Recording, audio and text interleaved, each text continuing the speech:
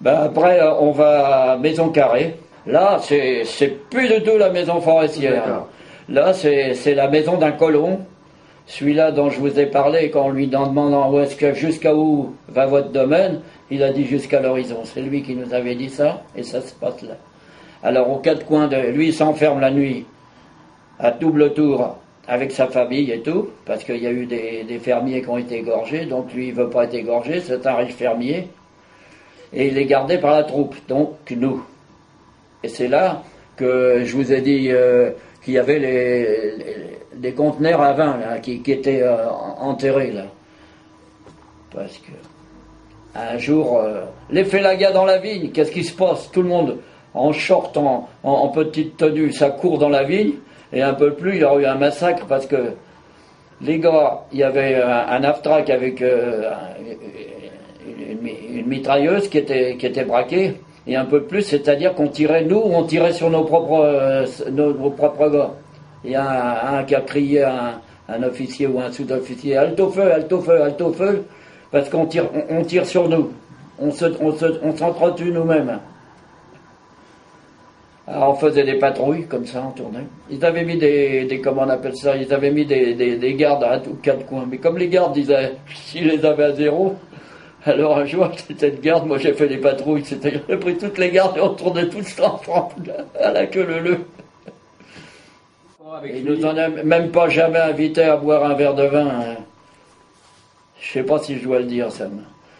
On a, la nuit, on prenait un sac marin, comme il y avait des comment on appelle ça, des champs d'agrumes aussi, d'oranges, de mandarines, de pamplemousse et tout.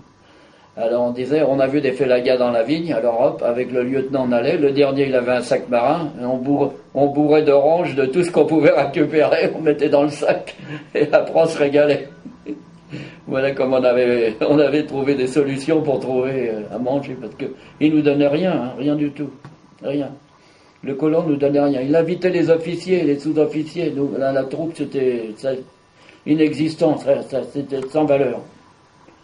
Quand on avait besoin de viande, par exemple, eh ben, on était gardé tous les 2 jours par des harkis, qui avaient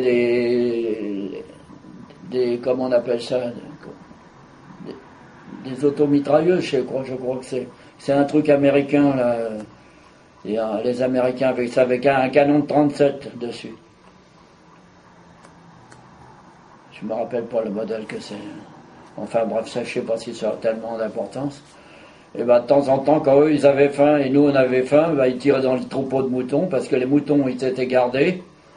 Et on disait qu'on avait vu des félagas dans le troupeau, et on tuait 2-3 moutons, et puis on les emmenait, ben, on les faisait cuire. C'était presque du vol, que vous prenez comme vous voulez. Si un jour, par contre, de Maison Carrée, on a loué un taxi, à plusieurs, pour aller se baigner à la mer. C'était quand on est parti à 4, avec notre slip, et puis on a payé le taxi de notre propre poche, et puis à Cherchel, on a été à Cherchel, c'était au bord de la mer, pas loin d'Alger. Il y avait, en temps normal, c'était les riches colons qui venaient là pour se baigner, quoi. Et on s'est baigné toute la journée, le soir le taxi nous a ramenés. On a pris des risques, mais ça s'est bien passé, donc c'est le principal. La population nous invitait, ou alors elle nous donnait à manger, ou elle nous donnait des livres, par exemple, ils nous donnaient des livres.